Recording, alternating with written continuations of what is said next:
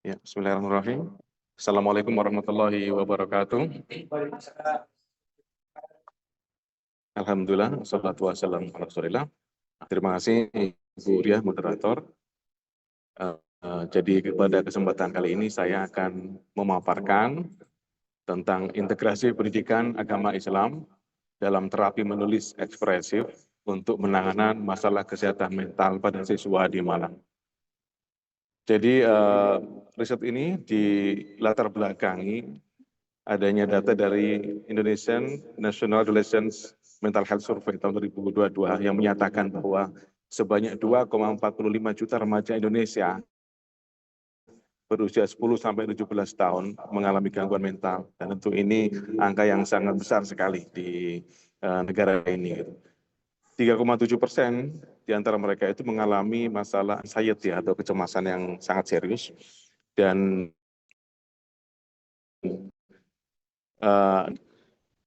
berpersonalitas introvert. Jadi mereka sangat tertutup. Untuk itu perlu adanya intervensi, ya, kebutuhan intervensi yang biasanya kalau di madrasah itu atau di sekolah dilaksanakan dengan konseling, dengan guru BK, guru bimbingan konseling. Karena personalitas ekstrovert ini kurang maksimal untuk konseling, karena mereka harus mengungkapkan secara verbal, maka harus ada cara lainnya, yaitu menulis. Menulis ini mungkin akan menjadi sesuatu yang tepat bagi siswa yang berpersonalitas atau punya kepribadian introvert. Dan salah satunya yaitu dengan expressive writing atau menulis ekspresi. Menulis ekspresif adalah suatu kegiatan yang dapat dilakukan oleh seseorang untuk mengungkapkan emosinya, untuk mengungkap perasaannya yang mungkin dia tidak bisa lewat verbal, tapi bisa dilaksanakan lewat tulisan-tulisannya. Dan itu secara efektif, menurut penelitian yang sudah ada, itu dapat mengurangi kecemasan, depresi, trauma, dan sebagainya. Jadi menurut secara teori, Writing for Healing itu dicetuskan oleh James W. Pennebaker tahun 80-an, yang menyatakan bahwa pengalaman emosi atau traumatis, menulis ekspresif ini, itu dapat membantu individu untuk mengatasi perasaan seperti itu, dan meningkatkan kesejahteraan psikologis mereka. Jadi endapan-endapan yang ada dalam emosi mereka, dalam jiwa mereka itu harus diungkapkan supaya mereka bisa lebih tenang dan tidak cemas lagi. Nah, bagaimana PAI atau Pendidikan Agama Islam itu berperan di sini? Karena selama ini teori itu berasal dari Barat, tentu ketika diimplikasikan langsung di dalam pendidikan di Indonesia atau di dalam madrasah misalkan, itu jauh berbeda. Karena selama ini yang ada, workbook yang ada itu sama sekali tidak menyentuh tentang masalah keagamaan. Jadi PAI sangat berperan di sini, seperti adanya teori integrasi. Amin Abdullah yang menyatakan adanya integrasi dan interkoneksi. Jadi berbagai disiplin ilmu sebagai satu kesatuan yang saling terkait. Jadi agama ini tidak bisa dipisahkan gitu dengan misalkan expressive writing yang selama ini hanya berpusat pada emosi-emosi beragam, tapi jiwa-jiwanya itu tidak disentuh gitu. Kemudian adanya integratif pedagogi yang mengintegrasikan konten PAI dalam pembuatan workbook, dan sekaligus nanti akan diaplikasikan dalam kegiatan siswa. Jadi workbook menulis ekspresif ini yang sudah ada, ini kebetulan saya juga sudah ada beberapa bukunya dari Barat, itu seperti First Approach Training for Anxiety Workbook for Teens, atau Write for Heal, atau The Anxiety Workbook for Teens, Activities to Help You Deal with Anxiety and Worry. Itu semuanya produk Barat, yang tentu di dalamnya itu akan jauh berbeda, karena mereka sama sekali tidak menyinggung masalah, misalkan tentang ketuhanan, masalah tentang ayat Al-Quran dan sebagainya, yang sebenarnya hal itu sangat familiar di kita dan seharusnya itu yang ditampilkan, karena bagaimanapun kalau di dalam Al-Quran itu seseorang yang mengingat Allah kan jiwanya lebih tenang. Nah itu loh. Dan itu nanti konten di dalam workbooknya itu kemudian dimasukkan pendidikan agama Islam di sana. Gitu. Jadi integrasi pendidikan agama Islamnya di sini adalah integrasi konten yang menggabungkan terapi menulis ekspresif dengan elemen pendidikan agama Islam, misalkan ada motivasi ayat Al-Quran, kemudian hadis-hadis Nabi, kemudian belajar akidah, juga ada tentang kisah-kisah Islami. Nah, karena nanti hasilnya ada. Kemudian secara filosofis manusia itu entitasnya secara filosofi Islam itu terdiri dari 3 macam, yaitu mind, body, and soul. Jadi selama ini mungkin hanya pikiran dan jasad saja yang diutamakan, padahal ada juga jiwa yang sempat saya singgung tadi, bahwa jiwa ini nanti langsung, atau roh ini langsung berhubungan langsung sama Allah. Jadi itu perlu disentuh juga supaya mereka bisa lebih tenang gitu. Jadi panggilan jiwa ya jiwa yang tenang jauh dari kecemasan.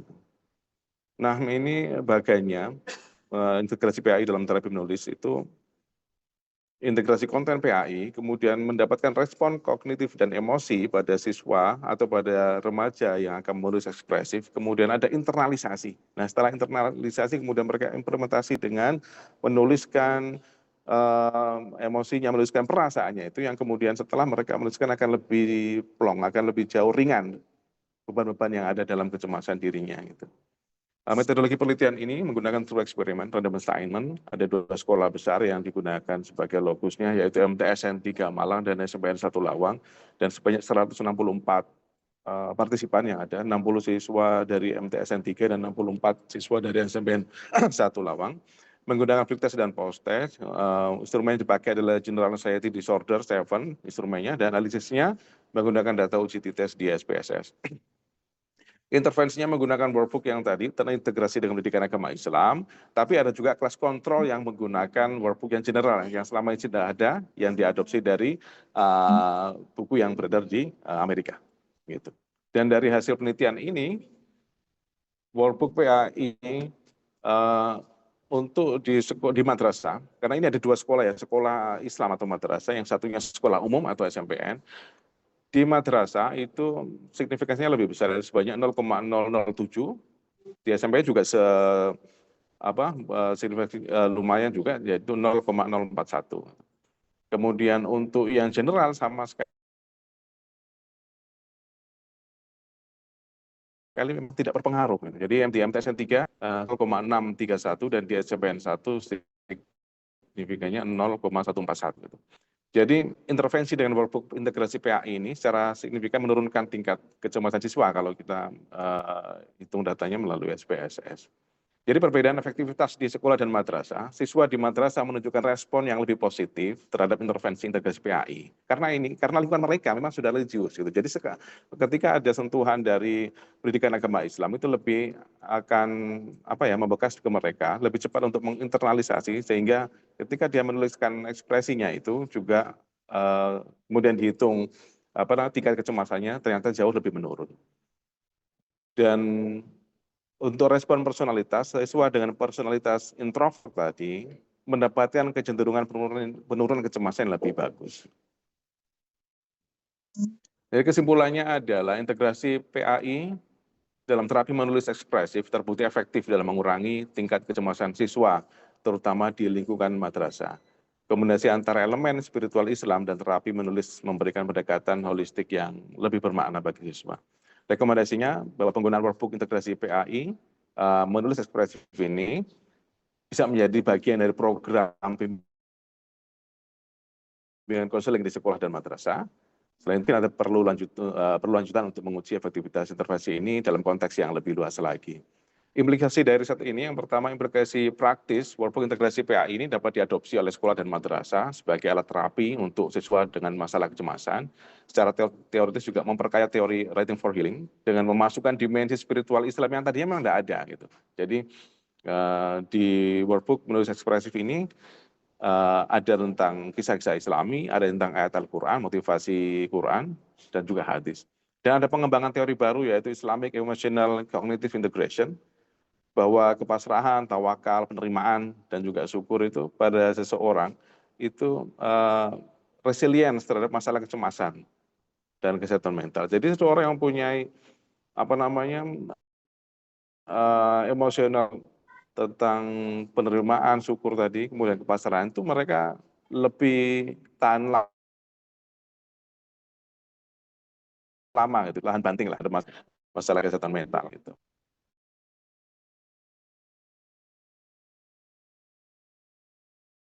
Jadi yang bisa. Warahmatullahi wabarakatuh. Materi yang sangat luar biasa, Pak Kandidat Dr. Reddy Kurniawan. Bahwasanya tadi terbukti efektif ya workbook-nya, kemudian juga menemukan sisi novelty atau kebaruan yang mana ini untuk jenis novelty bersyukur itu akan berpengaruh pada resiliensi dan kegigihan yang tahan lebih lama. Seperti itu. Untuk audiens, para peserta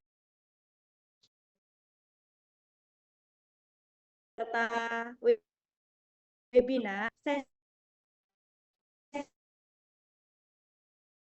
jawab kami di akhir itu Dr.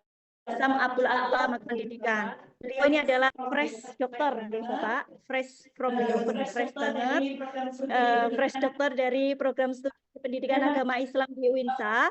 Dan pada tahun 2024 beliau juga sebagai awardee Mokra Overseas Student Mobility Award di UK. Tidak perlu lama-lama, mari kita simak kajian riset dari Bapak Dr. Basam dengan judul hubungan antara epistemologi berpikir reflektif dan motivasi dengan prestasi siswa pada rumpun mata pelajaran PAI di Madrasah Aliyah Surabaya. Kepada Bapak Dr. Basam, waktu 15 menit untuk menyampaikan kajian risetnya. Oke, terima kasih. Bismillahirrahmanirrahim. Assalamualaikum warahmatullahi wabarakatuh. Para hadir in dan hadir out yang ada di ruangan dan di luar ruangan sini, tapi masih di satu Zoom. Nah, ini karena saya tidak bisa melihat pesertanya ini juga. Ya, bisa dilampaikan tangannya secara virtual ya.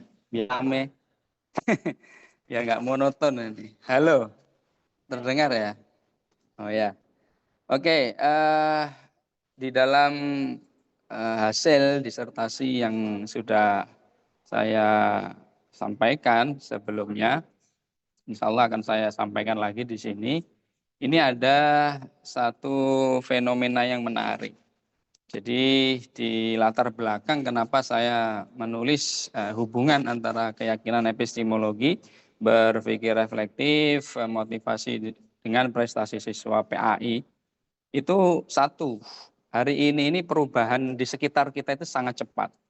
Anak-anak hari ini ketika mencari jawaban dari satu masalah, dalam tanda kutip masalahnya itu masalah agama, larinya itu pasti ke Google. Dan Google itu 1 detik itu bisa menghasilkan jutaan informasi. Nah, ini bagaimana caranya kita ini mempunyai satu ketahanan diri, bagaimana agar di dalam ranah pendidikan agama Islam ini kan kita harus otoritatif. Ya, karena memang agama Islam itu adalah agama sanad.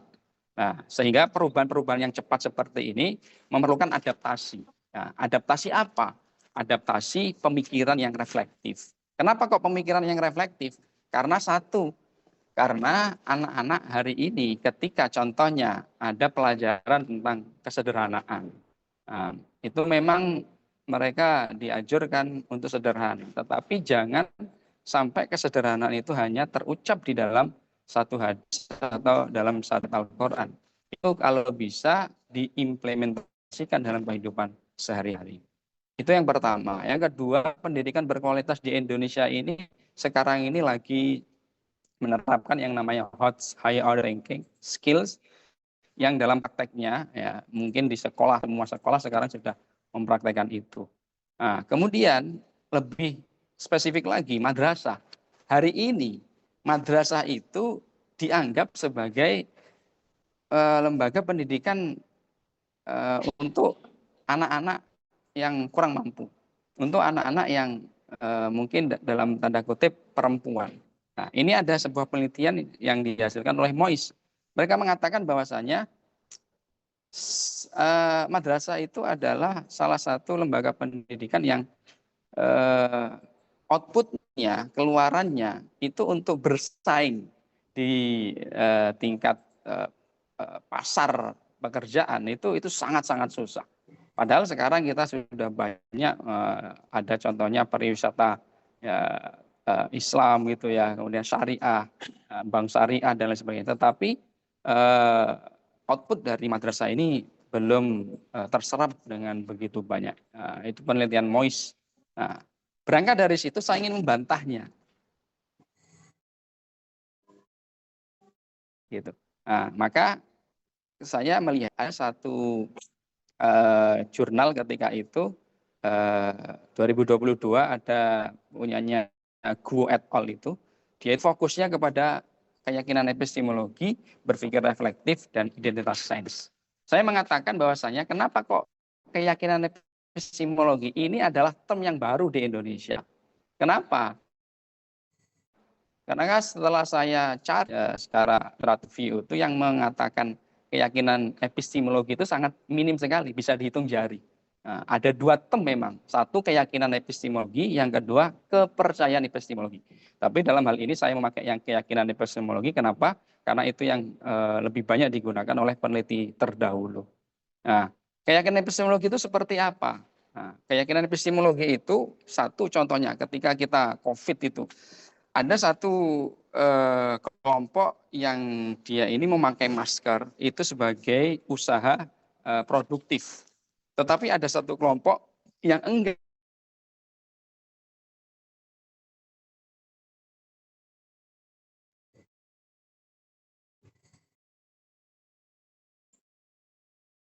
memakai. Oke, satu kelompok lagi itu adalah mereka tidak memakai masker karena itu sebagai satu bentuk usaha kontradiktif. Nah, ini mana yang harus kita yakini kan gitu. Nah, maka dalam dimensi epistemological belief dalam bahasa Inggrisnya itu ada yang namanya omniscient authority. Omniscient authority itu adalah otoritas yang memberikan sebuah pencerahan. Kalau tadi dalam bahasanya Prof. Master itu kan anak-anak itu kalau mau ngelawan profesornya nggak berani ya. Nah, itu kalau di barat, nah, ini penelitiannya Skomer itu, omniscient authority mereka ini harus kuat. Semakin dia tinggi omniscient authority-nya, maka dia semakin deep learning strateginya semakin tinggi juga. Nah, tahapannya maka semakin dalam. Maka yang tadi disampaikan Prof. Master itu saya hanya mengulang saja ini. Sama sebenarnya. Kemudian yang kedua, ketika dia itu omniscient authority, kepercayaan kepada otoritas itu rendah, maka dia ini akan atau mendapati dirinya di dalam surface level strategi atau strategi yang paling luar. Jadi hanya luarnya saja, belum sampai detailnya. Nah, kemudian kita kaitkan dengan reflective thinking. Kenapa? Ini unik. Karena satu, pendidikan agama Islam itu harus diajarkan dengan dogmatis. Nah, itu dengan keyakinan epistemologi. Yang kedua, kita tidak boleh hanya dogmatisnya saja, tetapi kita harus reflektif. Itu adalah skeptis itu tadi.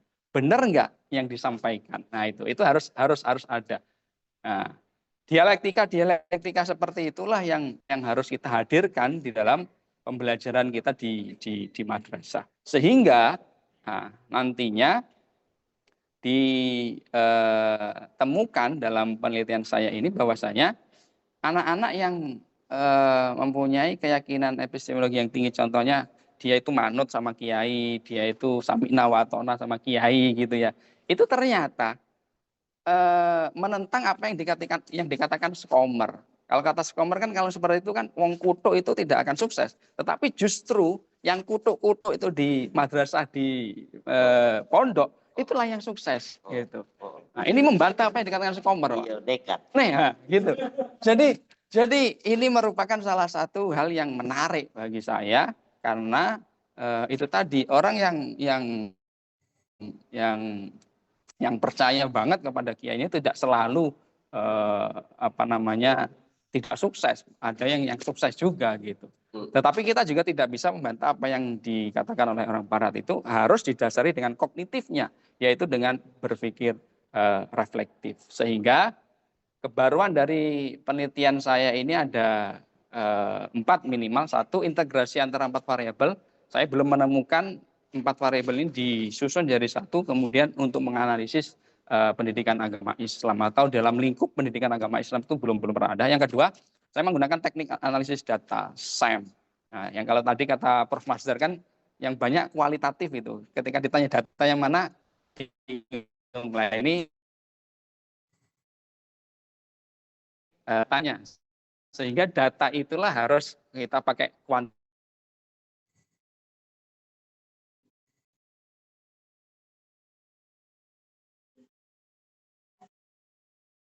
Kemudian dalam hal ini, dalam hal itu ada satu madrasah negeri, kemudian ada satu madrasah yang basisnya itu adalah pondok pesantren.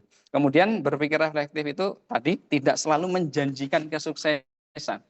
Orang yang kritis terus itu tidak selalu sukses ternyata. Ternyata orang yang kutuk-kutuk itu bisa jadi sukses. Keyakinan epistemologi berpotensi meningkatkan prestasi PAI. Saya kira itu, dan ini yang terakhir, saya sudah ada buku keyakinan epistemologi, mungkin bisa dibaca, sudah ber-ISBN, dan terima kasih, saya kira itu. Assalamualaikum warahmatullahi wabarakatuh. Waalaikumsalam warahmatullahi wabarakatuh. Terima kasih disampaikan kepada Bapak Dr. Basam. Saya meng-highlight juga, saya simpulkan secara sederhana bahwasanya novelty atau temuan dari kajian riset disertasi Pak Dr. Basam adalah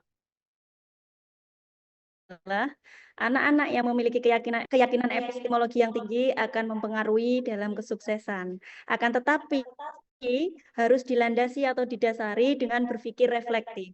Dan novelty ini sekaligus membantah dari teori barat, yaitu teori dari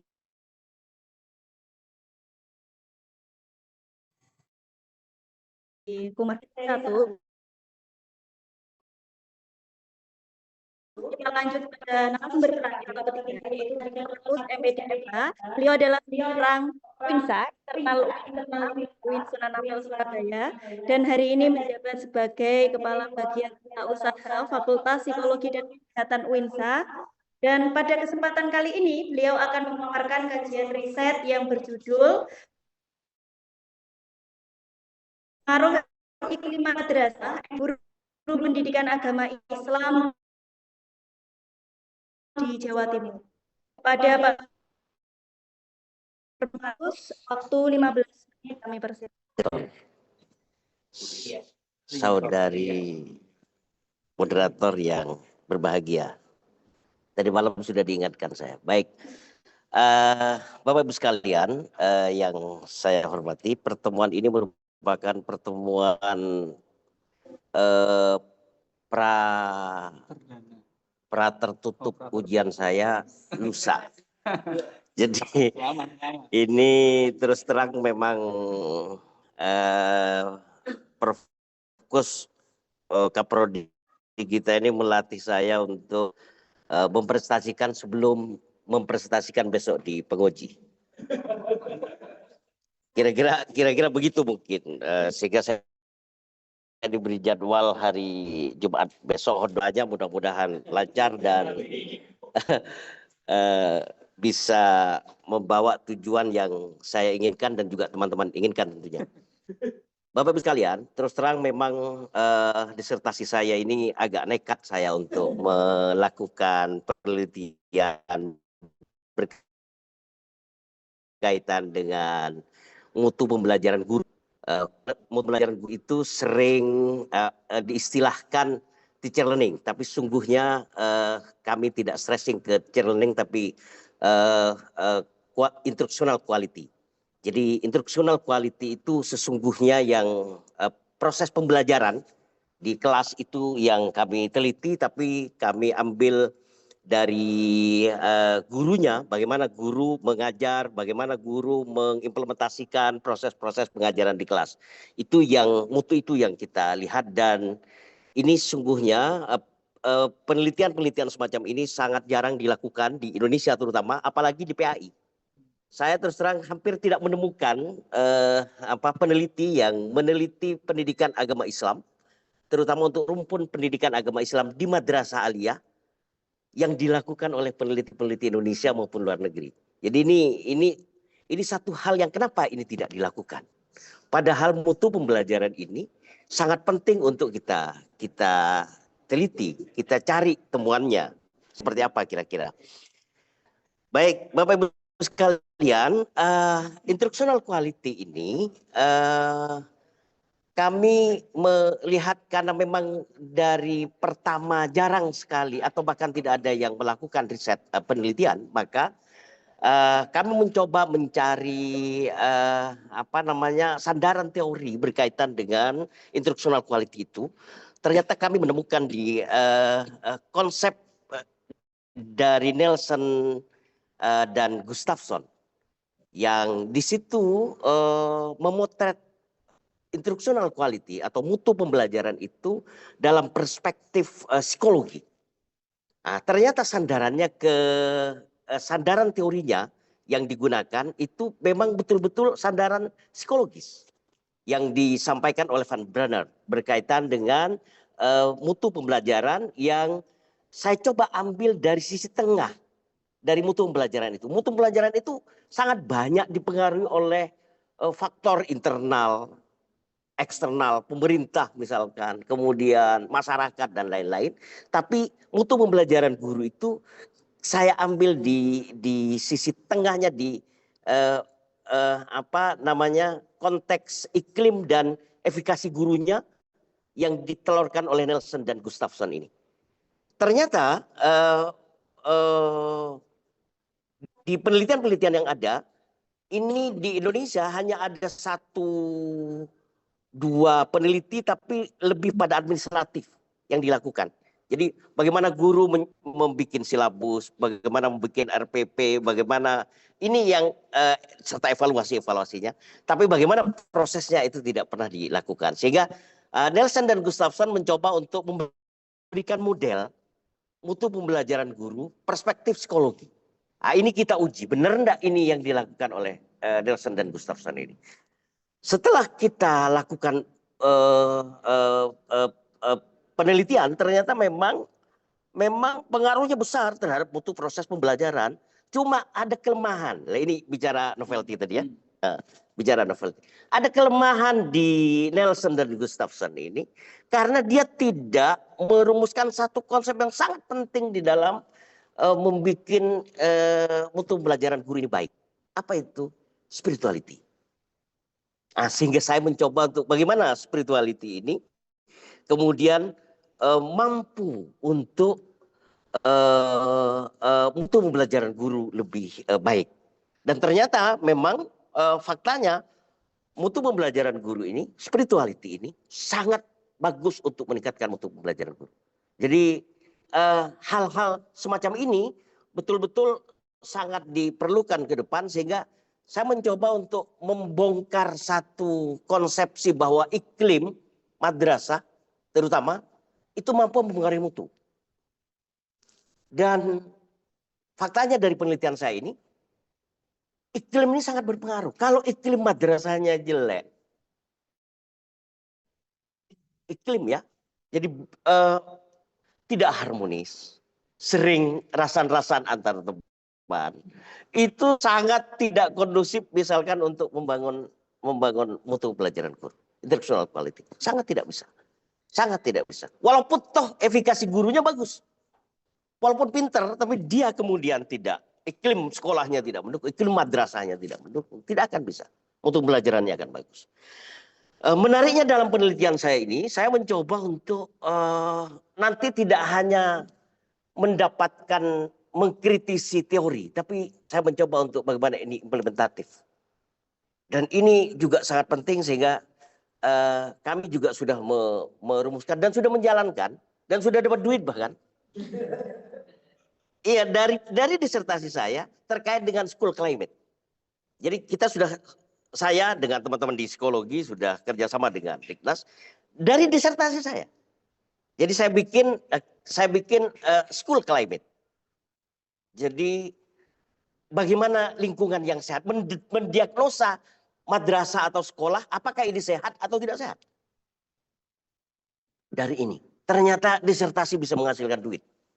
Nah, ini yang terus terang, ini sedang kita juga gali. Kita juga bikin sekarang pengembangan climate index.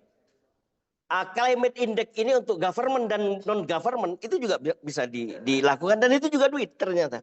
ini kan berpikirnya ke depan itu income generating masalahnya. Jadi kan ini harus agak jadi itu ya.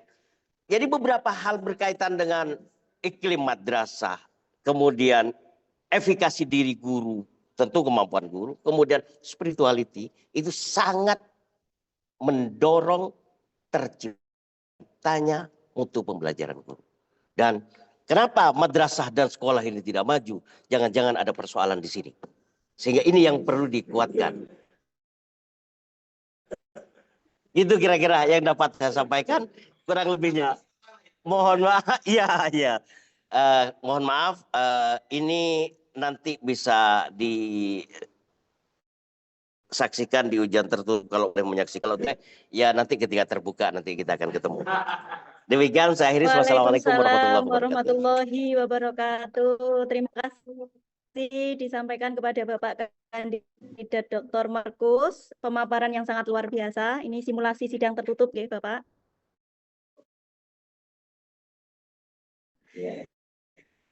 Jadi saya menulis catatan sederhana bahwasanya spiritual itu ilim dan rasa percaya diri guru itu juga sangat berpengaruh. Sehingga perlu adanya integrasi kombinasi yang seimbang antara spiritual, efikasi diri, dan iklim sekolah guna mendorong atau meningkatkan mutu guru pendidikan agama Islam. Baik Bapak Ibu peserta webinar, demikian pemaparan dari 3 narasumber terkait kajian riset doktoralnya, dan kami persilahkan Bapak Ibu untuk mengaktifkan fitur raise hand. Barangkali ada hal-hal yang kurang jelas atau hal-hal yang ingin ditanyakan. Silahkan mengaktifkan fitur raise hand jika ada pertanyaan.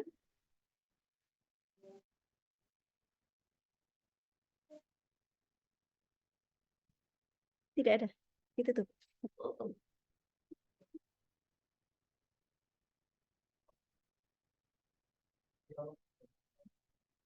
Oke, kalau dari peserta webinar masih belum ada, mungkin bisa diawali dari peserta offline yang hadir pada webinar seri 1 yang berada di ruangan ini. Silakan, Bapak Ibu.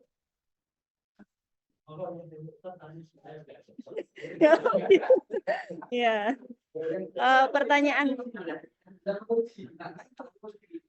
Pakai mic ya.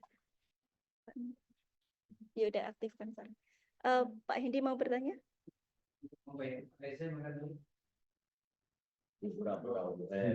Baik, ada satu pertanyaan dari Pak Hendi. Silakan Pak Hendi. Oh, yang ini.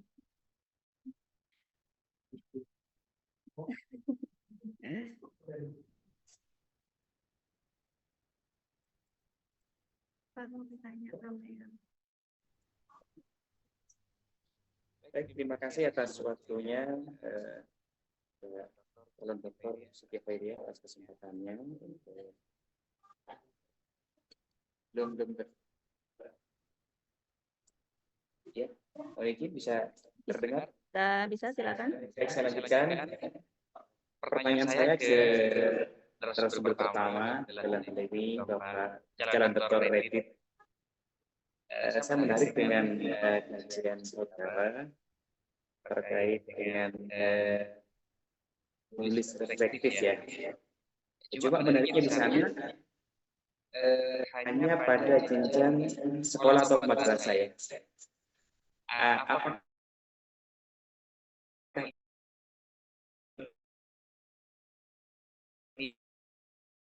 efektif kira-kira Secara psikis mereka berpotensi galau dan lain sebagainya, gitu kan.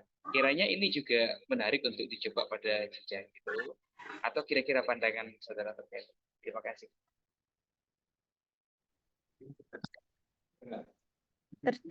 Terdengar Pak Reddit, monggo langsung saja dijawab oleh narasumber pertama, Bapak Kandidat Doktor.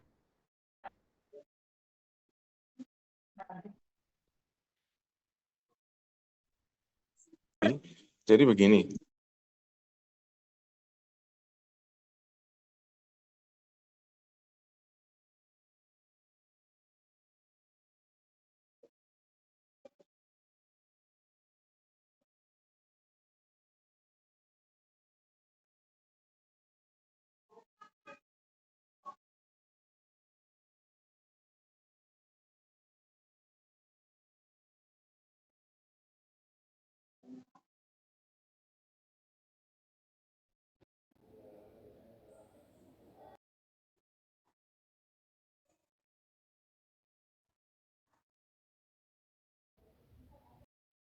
kemudian Recording in dicoba. progress. Karena kemarin saya juga mencoba bukan untuk anak-anak, bukan untuk remaja.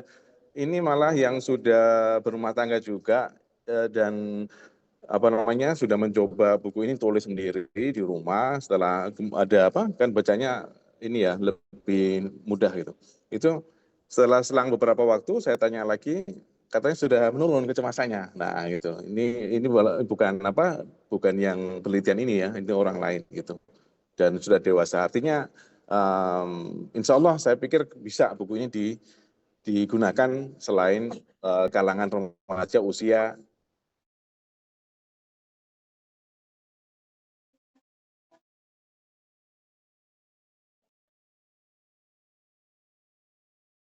SMP atau MTS ya. Judulnya yang buka. Ya. Ikut Pak Markus. Ya, terima kasih Pak.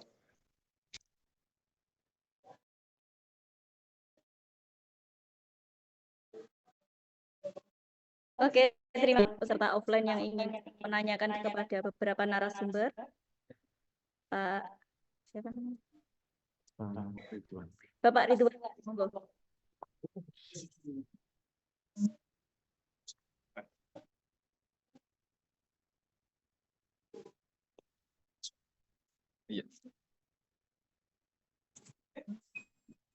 Oke, terima kasih atas waktunya yang diberikan kepada saya. Semoga di bulan puasa ini tidak mengurangi produktif untuk memproduksi pahala lebih banyak. Dan insya Allah diridhai oleh Allah Subhanahu wa Ta'ala. Dari paparan beberapa pemakalah di depan atau calon-calon doktor yang ada di depan, khususnya Pak Markus. Selamat siang Pak Markus. Beliau begitu semangat. Jadi kalau boleh saya menganalogkan seperti orang jualan yang ingin ingin meyakinkan bahwa produk saya ini layak dibeli gitu. Begitu berapi-api sehingga ada kata-kata penelitian saya ini belum pernah diteliti oleh peneliti-peneliti sebelumnya gitu. Yang kemudian dikaitkan dengan pendidikan yang ada di Indonesia. Dan yang saya maksud di sini adalah kualitas pendidikan yang ada di Indonesia. Pertanyaan saya adalah bagaimana hubungan kualitas guru dan proses pembelajaran, kualitas proses pembelajaran beserta hasil pendidikan dalam konteks keindonesiaan. Bisa dipahami?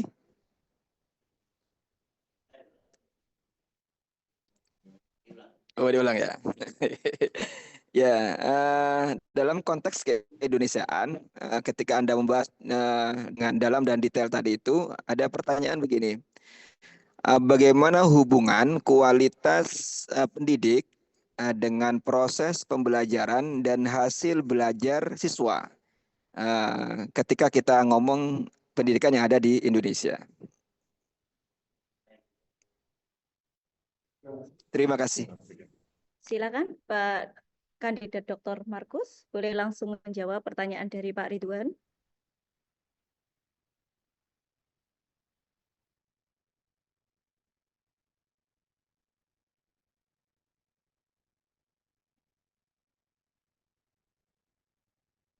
Baik, terima kasih pertanyaannya saudaraku.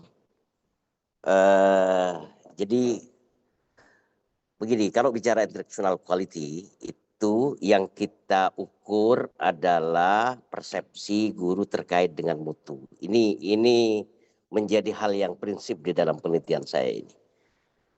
Kalau pertama tadi disampaikan, apakah memang tidak ada yang melakukan penelitian itu, apalagi sampai sampling yang saya gunakan ini 640 dari semua madrasah aliyah negeri se-Jawa Timur.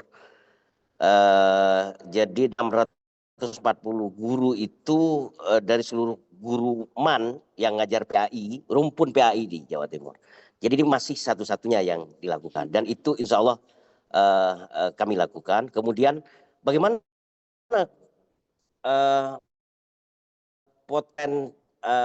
kualitas guru untuk meningkatkan prestasi siswa. Kita tidak mengukur tentang kualitas guru kaitannya dengan prestasi siswa. Kita melihat dalam penelitian ini berbicara tentang persepsi guru terkait dengan mutu pembelajarannya. Jadi bukan kualitas guru dikaitkan dengan prestasinya. Nah, itu barangkali peneliti lain nanti yang akan melakukan. Tapi yang saya lakukan dalam penelitian saya ini adalah aja sih guru, mutu pembelajaran guru itu. Ini perspektifnya. Jadi kita tidak bicara input, tidak bicara tentang kalau bicara umum pendidikan kan input, proses, dan output. Kita tidak berbicara tentang input, tidak berbicara tentang output, tapi saya bicara tentang proses. Proses lebih pasnya adalah persepsi. Persepsi guru terkait dengan mutu pembelajaran. Begitu saudaraku kira-kira. Oke, terima kasih atas jawabannya Bapak Arbus. Apakah masih ada pertanyaan Bapak Ibu peserta webinar, baik secara online maupun offline? Oh, ini ada yang raise hand. Oke, Pak Nur Hakim,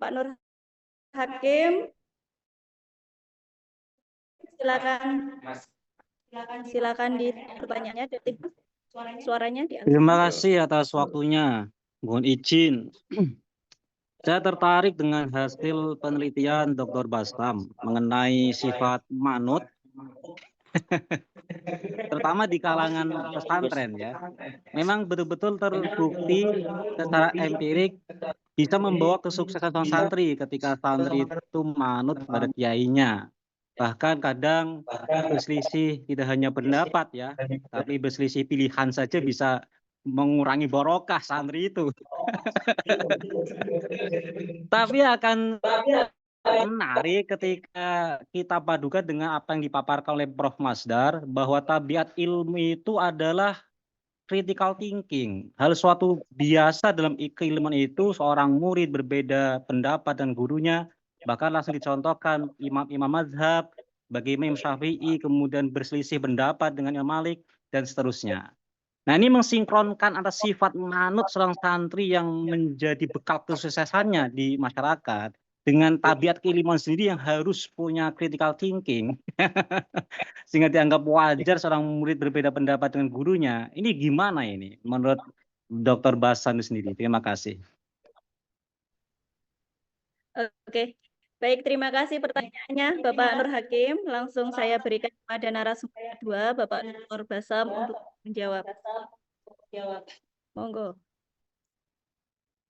Oke, terima kasih Mas Hakim, Gus Hakim ini. Memang apa yang terjadi di kita ini dalam konteks pesantren, ini kan memang kepercayaan terhadap Omsen authority itu sangat tinggi. Nah, makanya di dalam penelitian saya tidak hanya menggunakan satu elemen yang dogmatis, tetapi harus ada yang namanya kognitif, yaitu reflective thinking. Sehingga di dalam dua variabel ini kita coba mediasikan dengan motivasi, kemudian bagaimana hasilnya dengan prestasi. Nah, tadi ketika ada pertanyaan apa buktinya secara empiris, ya buktinya bahwasanya di dalam penelitian saya secara kuantitatif itu sangat mudah sekali dilihat bahwasanya anak-anak madrasah, anak-anak pesantren, ya tadi kan ada madrasah yang di pesantren juga, itu nilai PAI-nya itu tinggi, ya nilai pendidikan agama Islamnya tinggi. Nah, dalam sebatas ini bisa dilihat bahwasanya mereka ini mempunyai satu keyakinan epistemologi, ya kemudian dua ada namanya reflective thinking. Kemudian ketika ada pertanyaan selanjutnya bagaimana cara memediasi itu, maka sudah saya sampaikan di disertasi saya, mediasinya itu dengan motivasi. Nah, makanya motivasi ini penting. Ketika kiai memberi motivasi, ustadz memberi motivasi, itu bukan hanya sekedar motivasi omon-omon saja, tetapi itu adalah sebenarnya adalah poinnya di situ sebagai mediasi. Nah, karena kalau yakin saja, kemudian reflektif saja, itu prestasi akademik siswa atau santri itu masih belum maksimal. Tetapi ketika ada motivasinya, mereka tahu kapan mereka itu harus manut, kapan mereka itu harus kritis dan lain sebagainya. Makanya Gus Hakim tadi sudah sangat betul itu. Mereka juga harus dalam satu kondisi dia harus samina wa ta'na, di dalam satu kondisi lain dia juga harus berpikir reflektif. Tetapi dalam penelitian saya, orang yang berpikir reflektif, anak-anak yang berpikir reflektif itu tidak banyak. Makanya ya Imam Syafi'i kan juga tidak banyak yang seperti Imam Syafi'i, yang tidak banyak seperti Imam Hambali dan Imam Maliki, dan lainnya tidak banyak. Itu hanya beberapa yang ilaman rohimah robbi aja itu. Saya kira itu, Gus Hakim. Matur suwun.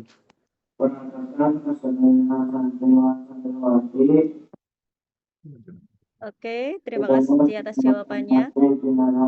Kita bacakan lagi, kita beri kesempatan satu lagi. Ini terakhir, penanya terakhir ya, Pak Dedi Junaidi. Silakan, Pak Dedi.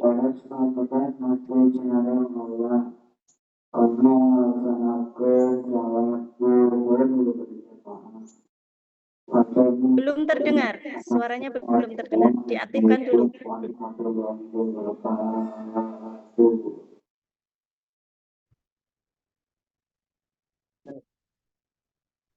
Ya, baik. Assalamualaikum warahmatullahi wabarakatuh.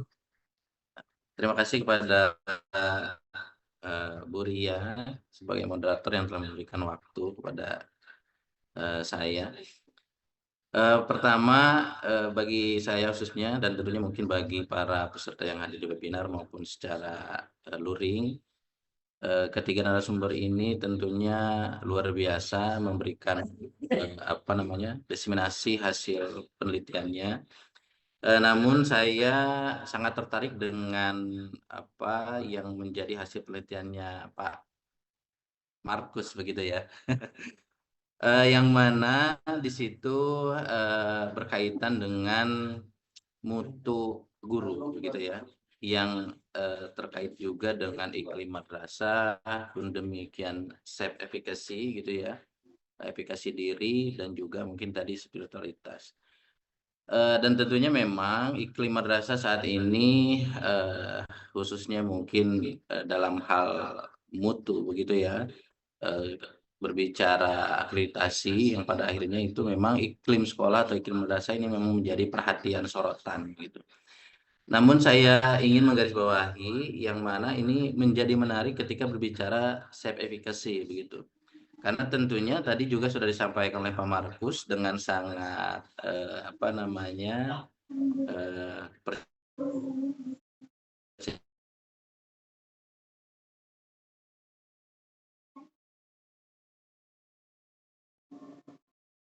diri, karena tentu saja memang itu ya, ketika bicara sertifikasi itu kan adalah satu kepercayaan diri guru bahwa dia mampu melaksanakan tugasnya, begitu kan Pak Markus ya. Nah, saya penasaran sebetulnya apakah dari penelitian Pak Markus ini menemukan satu faktor penyebab begitu, faktor penyebab kurangnya self efficacy gitu. Yang ini memang tentunya akan sangat bermanfaat bagi kita para akademisi gitu ya, apalagi yang misalkan menjadi dosen di S1 PAI, calon guru begitu ya, calon guru PAI yang kemudian bisa mengembangkan strategi untuk kemudian lulus itu memiliki self efficacy yang kuat begitu. Nah, mungkin barangkali Pak Markus menemukan penyebab-penyebab self efficacy ini menjadi rendah atau mungkin bahkan penyebab self efficacy ini menjadi kuat. Mungkin itu saja. Terima kasih. Assalamualaikum warahmatullahi wabarakatuh. Waalaikumsalam warahmatullahi wabarakatuh. Langsung kami berikan kepada Pak Markus untuk menjawab. Baik.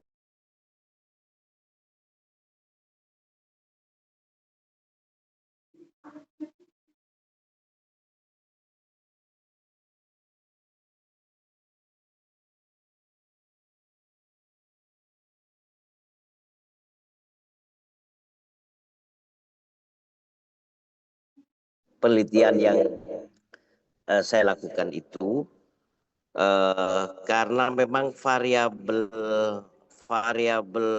self efficacy itu memang karena dia bersentuhan langsung dengan siswa,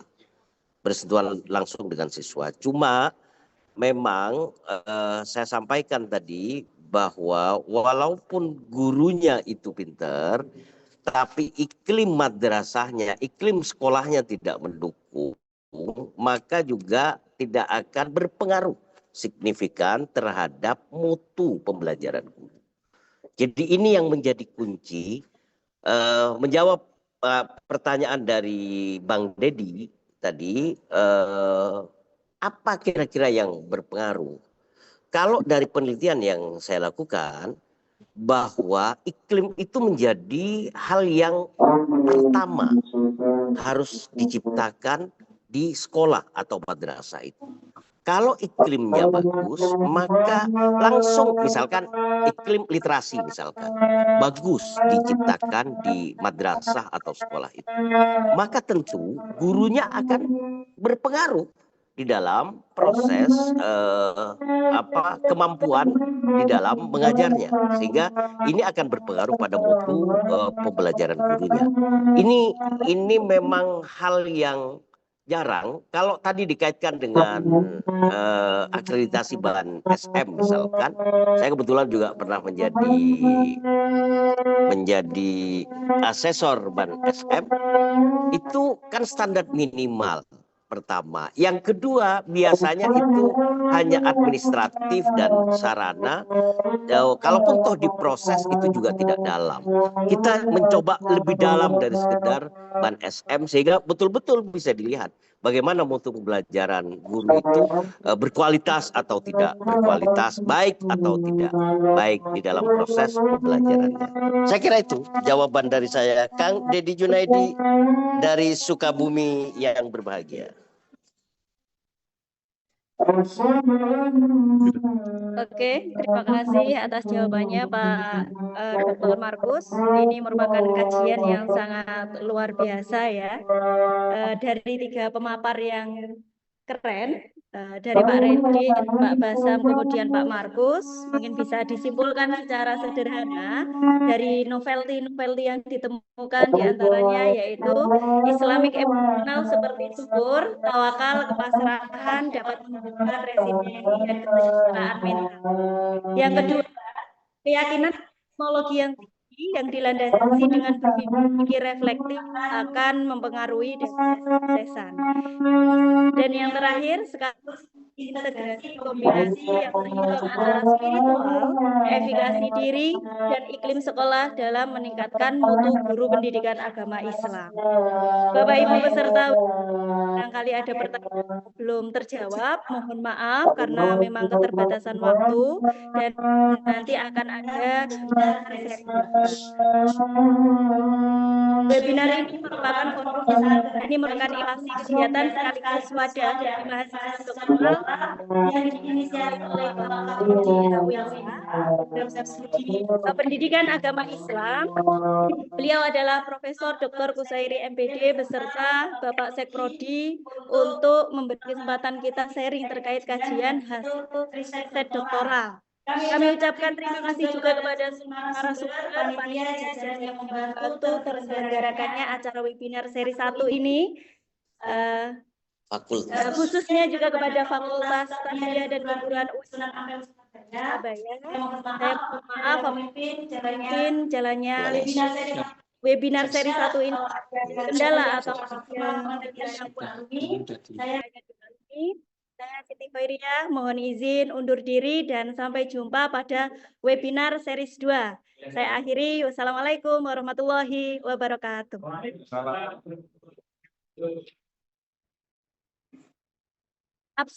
Link absensi akan dikirimkan di, oh sudah, oke. Bapak Ibu yang telah mengikuti sampai akhir, silahkan mengisi link absensi yang sudah dibagikan di WA Group sekaligus chat Zoom. Sebelum logout, mari kita melakukan sesi dokumentasi ya Bapak Ibu. Ada yang?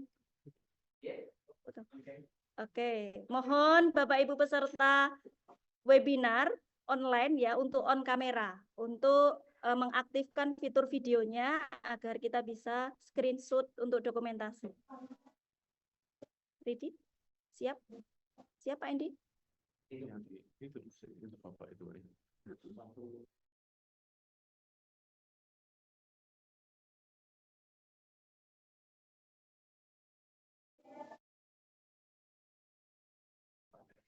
Satu, senyum. Satu, persiapan slide kedua. 1, 2, 3.